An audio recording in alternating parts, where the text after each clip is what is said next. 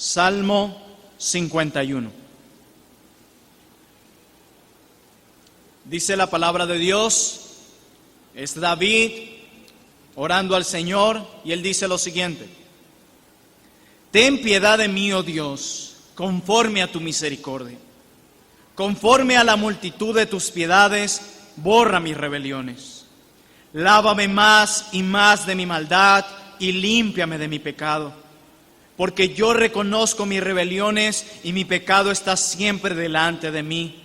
Contra ti solo he pecado y he hecho lo malo delante de tus ojos, para que sea reconocido justo en tu palabra y tenido por puro en tu juicio. He aquí, en maldad he sido formado y en pecado me concibió mi madre. He aquí, tú amas la verdad en lo íntimo y en lo secreto me has hecho comprender sabiduría. Purifícame con hisopo y seré limpio. Lávame y seré más blanco que la nieve.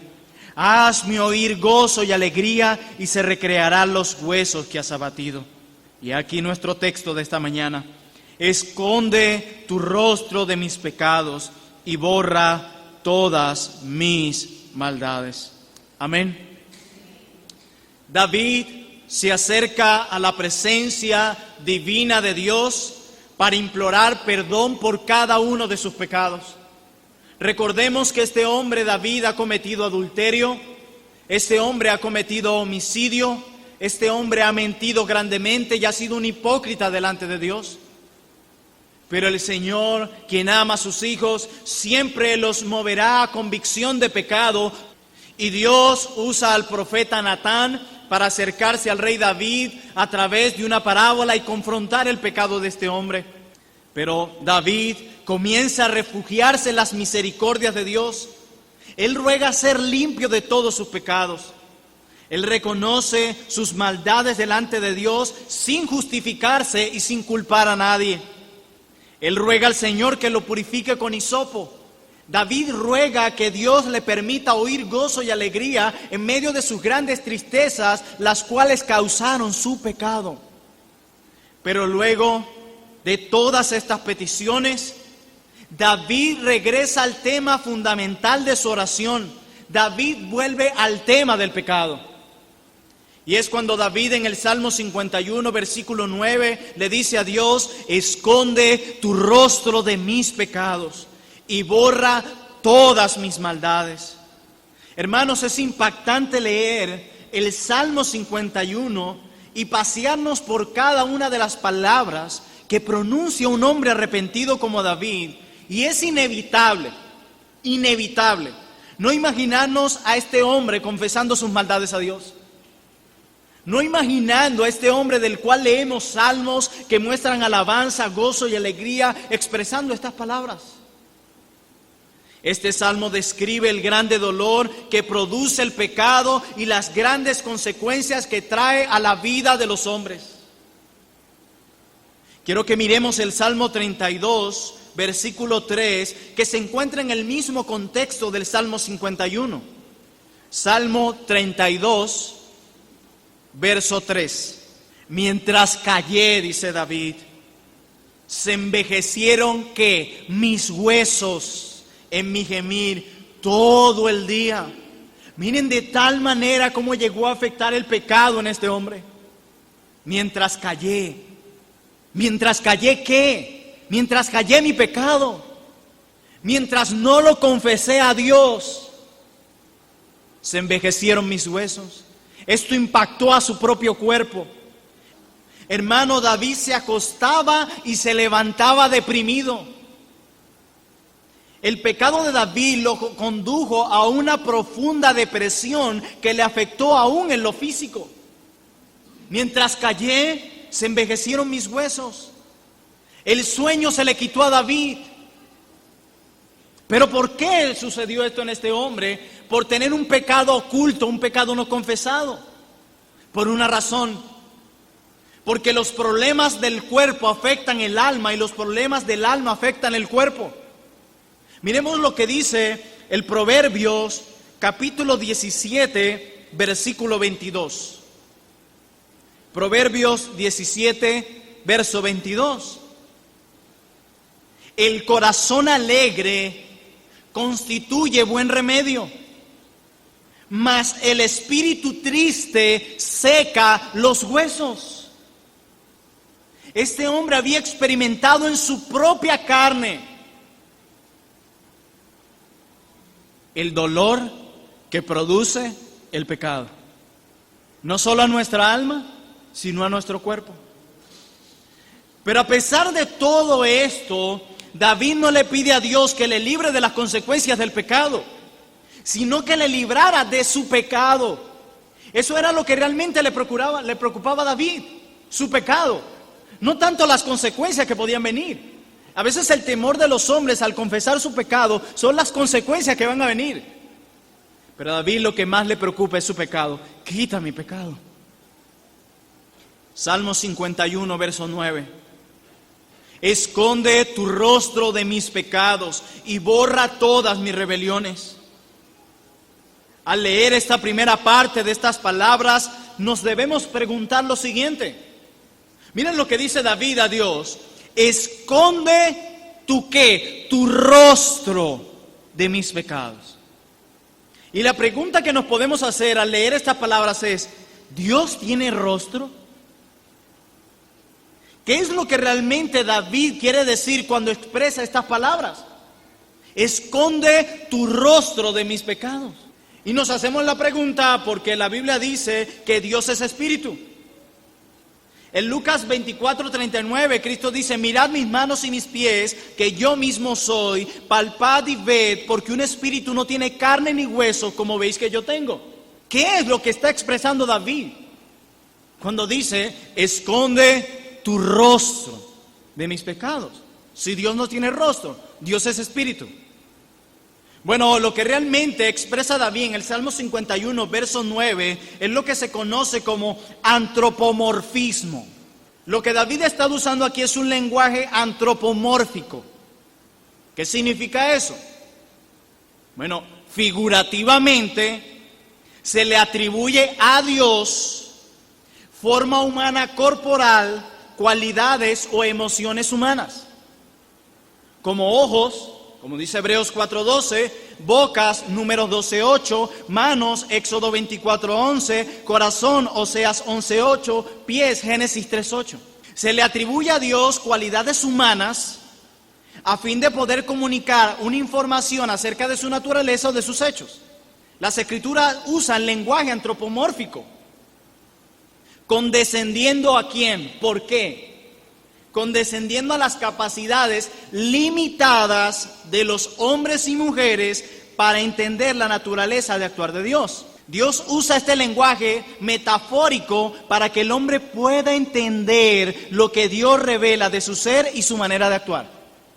No es por Dios, es para que nosotros podamos entender. Cuando la Biblia dice que Dios tiene pies o que la tierra es el estrado de sus pies, no se está refiriendo que Dios tenga pies como nosotros, Él es espíritu, sino para que nosotros podamos entender un poco de su grandeza, por ejemplo. Y eso es lo que David está usando aquí, un lenguaje antropomórfico, cuando dice, esconde tu rostro de mis pecados y borra todas mis rebeliones. Pero surge otra pregunta al leer estas palabras. ¿Realmente Dios puede esconder su rostro de tal manera que no ve nuestros pecados? ¿Será que Dios hay ciertos pecados o de cierta manera que Dios no vea lo que hacemos mal? Obviamente que no. Nosotros no podemos ocultar nuestros pecados. A donde quiera que vayamos, los ojos de Dios nos contemplan y nos ven. Podemos justificar nuestro pecado delante de los hombres, podemos ocultar nuestro pecado, pero Dios lo ve. El gran predicador Charles Spurgeon dice lo siguiente acerca de esto. Dice, no tienes ninguna cámara secreta donde te puedas esconder. No tienes ningún sótano oscuro donde puedas encubrir tu alma.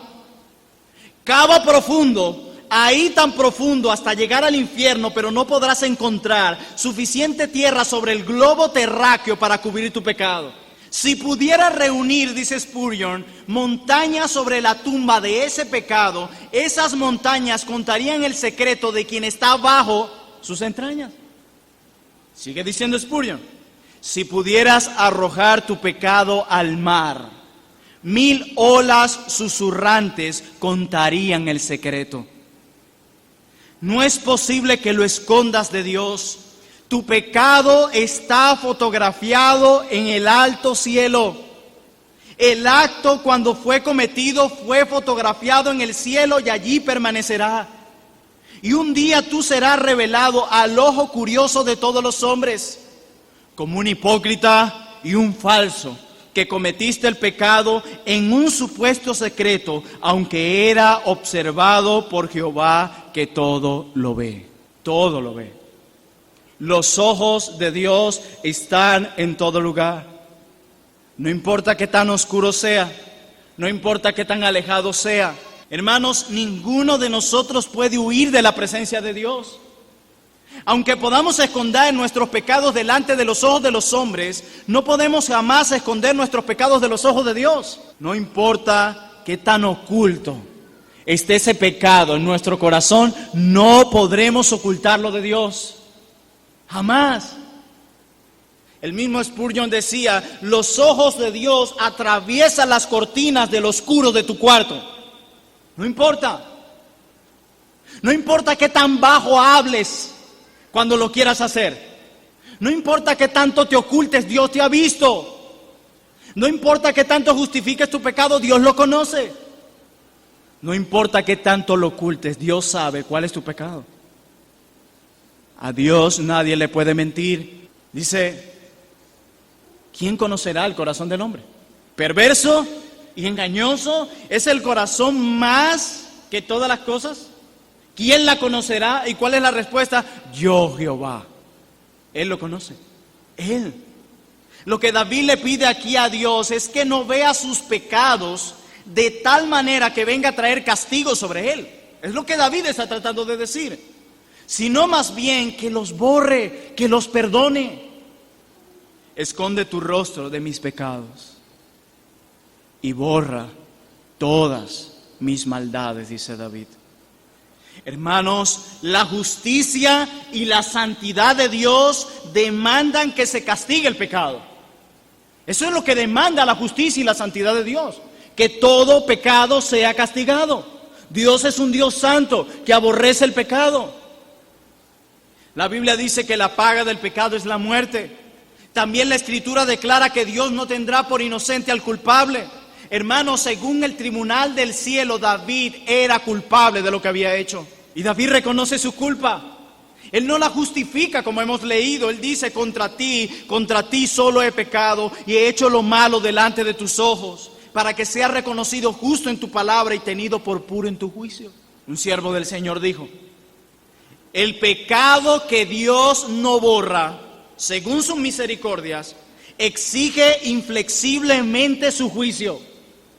El pecado que Dios no borra, según sus misericordias, exige inflexiblemente su juicio.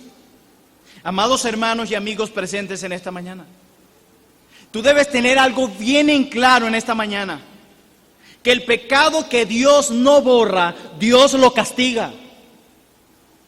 Y esta realidad fue la que llevó a David a orar, esconde tu rostro de mis pecados y borra todas mis maldades. Porque pecado que Dios no borra, pecado que Dios castiga. Si no te arrepientes de tus pecados, Dios no te perdonará. Y si mueres sin el perdón de Dios, nunca saldrás del infierno. Y esa es una realidad clara y visible en la Escritura. David le dice a Dios, borra no algunas, borra todas mis maldades. Maldades que lo habían llevado a la depresión, al llanto continuo, que le quitaron el sueño. Pero por sobre todas las cosas, sus maldades habían roto la comunión con Dios y David. Y sin comunión con Dios, mis hermanos, no hay paz. Sin comunión con Dios no hay gozo, no hay felicidad. David sabe que solo Dios puede perdonar sus pecados, solo Dios. Y por eso David acude a Dios, solo a Él. Amados hermanos, no hay ningún pecado que sea más grande que la gracia de Dios. Ninguno. No hay ningún pecado que Dios no pueda perdonar. No importa cuán grande que sea, Dios tiene el poder, el amor, la misericordia y la gracia para perdonarlo. Pero también es importante saber que ese perdón otorgado a David y a los hombres pecadores que han venido en arrepentimiento y fe, le costó a Dios. La justicia de Dios demanda plena satisfacción. Un hombre no podía morir por otro hombre, porque ese hombre también estaba necesitado o está necesitado de un Salvador. La Escritura declara: la paga del pecado es la muerte. Alguien debe pagar, porque Dios no tiene por inocente al culpable. Alguien debe sufrir el castigo por tus maldades y por mis maldades. Alguien debía llevar nuestra culpa para que la justicia de Dios fuera satisfecha. Dios aborrece totalmente el pecado, lo detesta.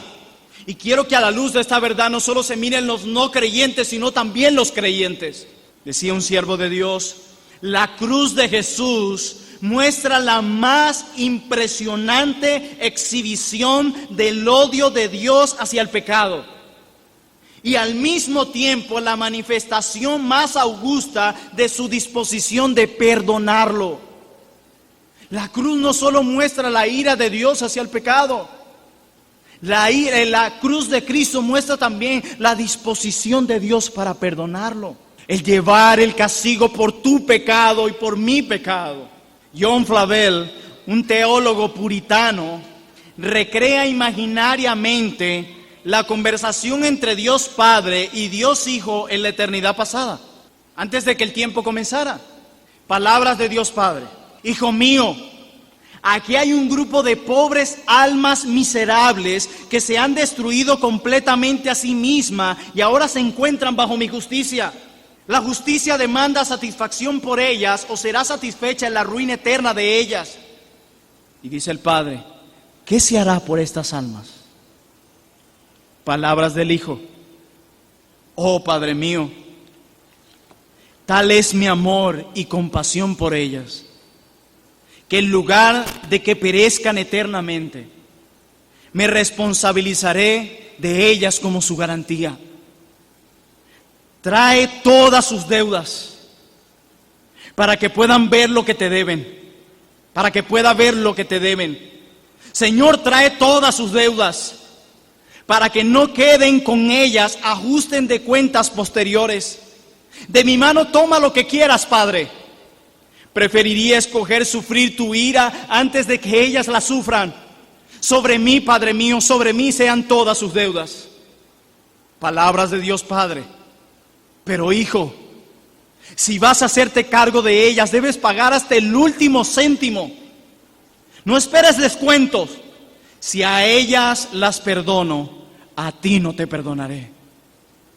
Palabras del Hijo: estoy dispuesto, Padre, que así sea. Ponlo todo a mi cuenta. Soy capaz de pagar su deuda. Y aunque me deshaga, aunque empobrezca todas mis riquezas y vacíe todas mis cuentas, aún así estoy conforme con hacerme a cargo de cada una de ellas. Y eso fue lo que Cristo vino a hacer por nosotros. Todas nuestras deudas fueron puestas delante de Él. Todas, cada una de ellas. Y David, refugiado en esas misericordias, le dice a Dios: esconde tu rostro de mis pecados y borra todas mis maldades. David le pide a Dios que esconda su rostro de sus pecados. Esconde de mis pecados, Señor. No de David, de los pecados de David.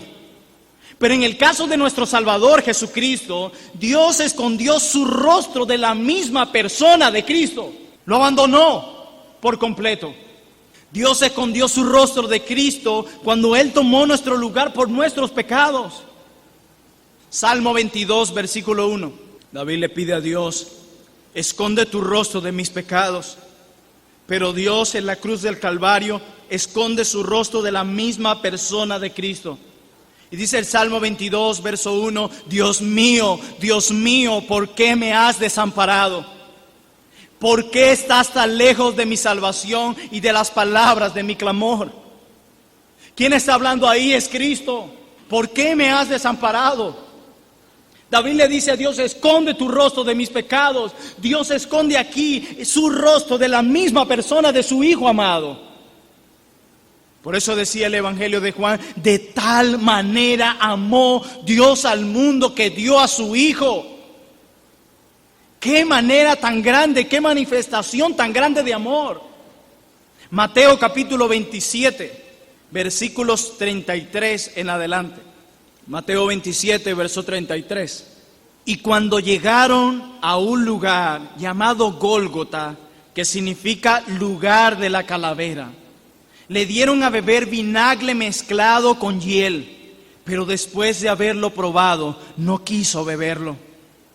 Cuando lo hubieron crucificado, repartieron entre sí sus vestidos, echando suertes para que se cumpliese lo dicho por el profeta. Partieron entre sí mis vestidos y sobre mi ropa echaron suerte.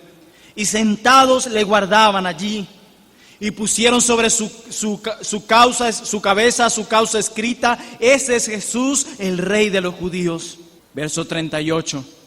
Entonces crucificaron con él a 2 ladrones, uno a la derecha y otro a la izquierda. Y los que pasaban le injuriaban meneando la cabeza y diciendo: tú que derribas el templo y en 3 días lo reedificas, sálvate a ti mismo si eres hijo de Dios, desciende de la cruz.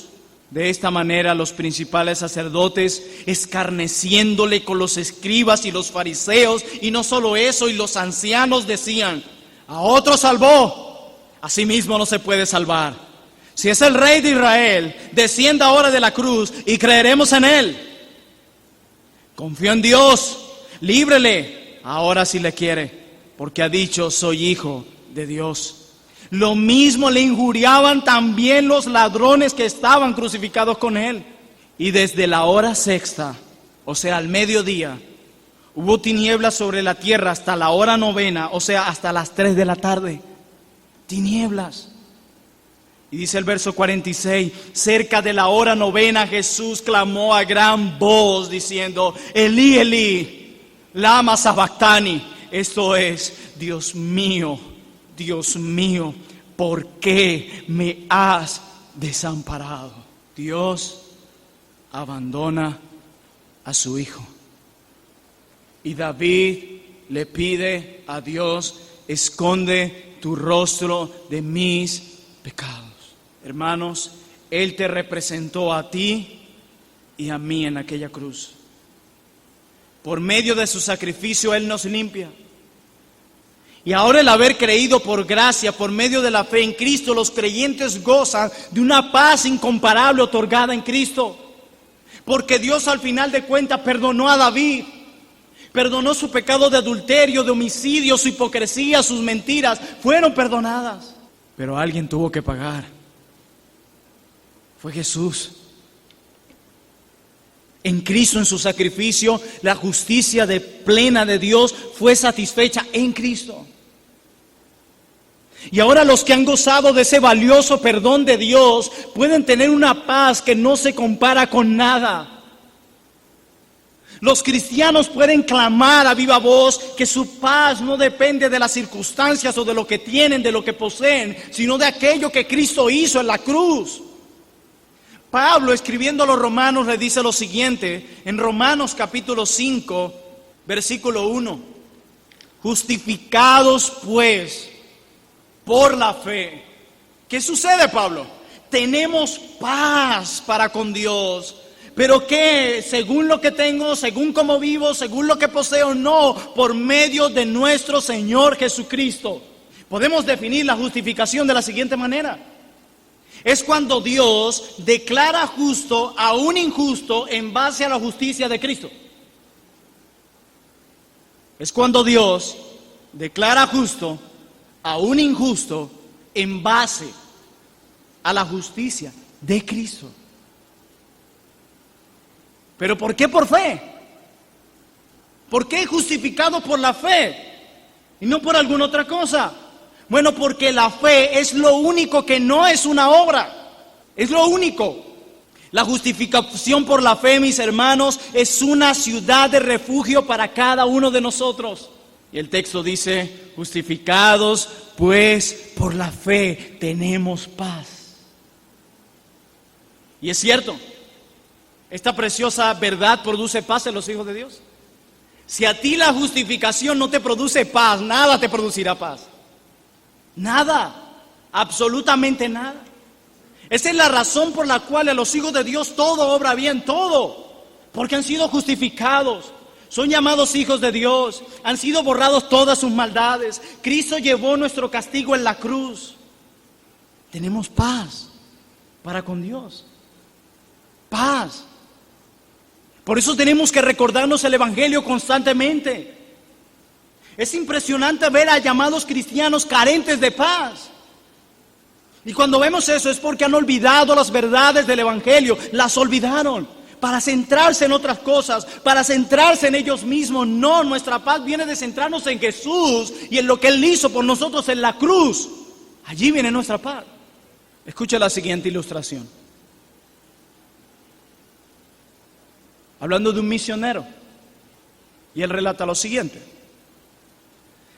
El misionero se estaba esforzando en hacer comprender a los míseros nativos de aquella aldea africana cómo el poder de la sangre de Jesús basta para limpiarnos de todos nuestros pecados, sin adición ninguna de dogmas ni ceremonialismo.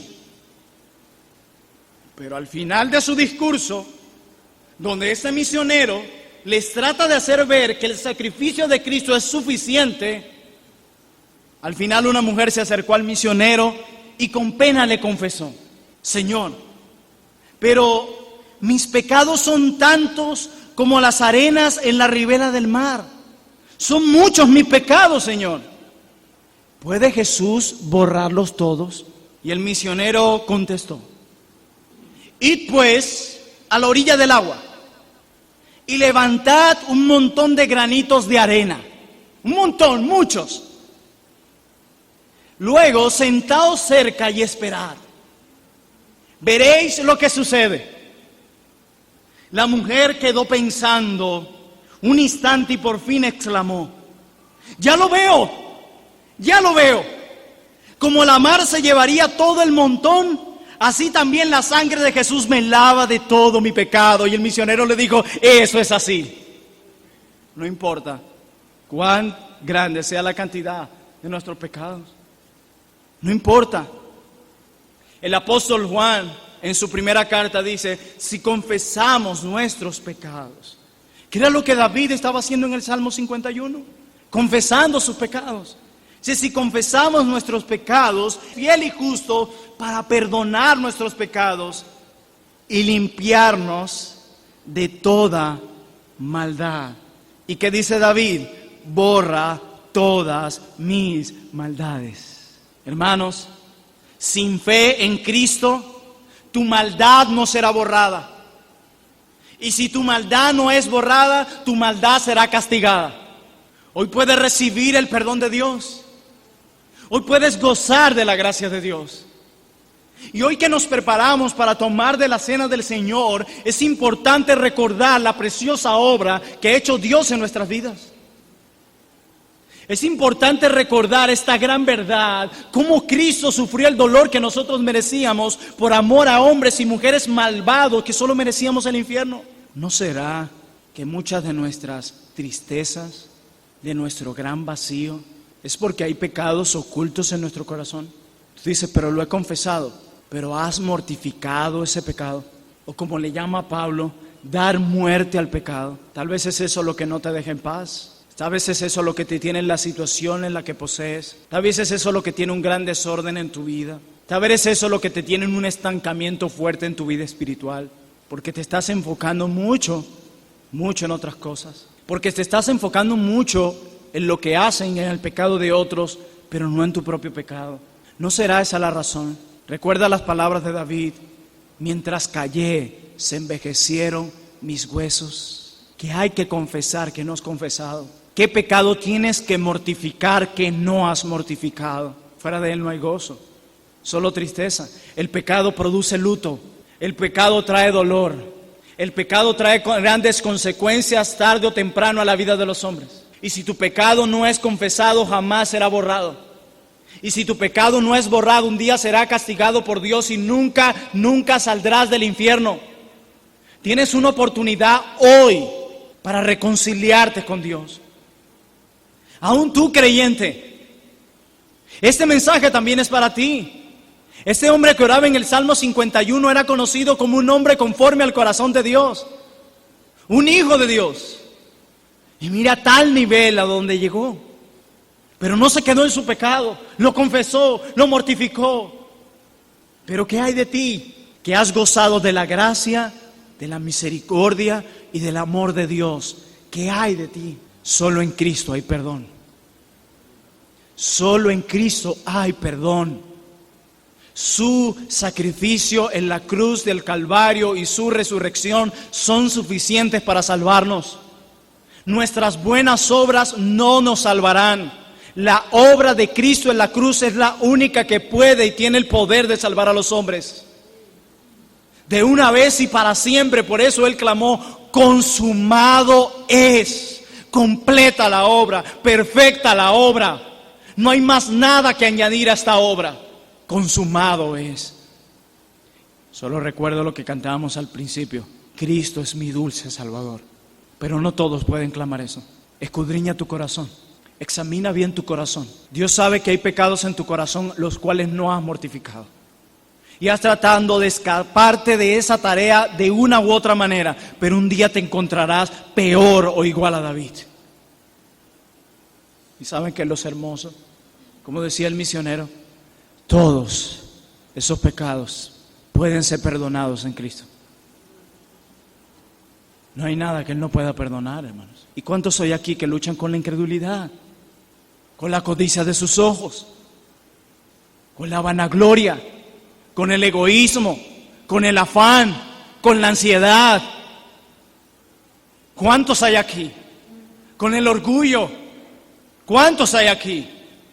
Mi amado hermano, hoy el Señor nos permite acercarnos al trono de la gracia para obtener perdón, su misericordia, para beber de ese precioso manantial que limpia nuestros pecados. Si vienes a Cristo en arrepentimiento y fe, no saldrás defraudado. No hay nadie que haya venido a Cristo en arrepentimiento y fe y haya regresado defraudado. Ven a Él. Él es nuestra esperanza de vida. Él es. Oremos.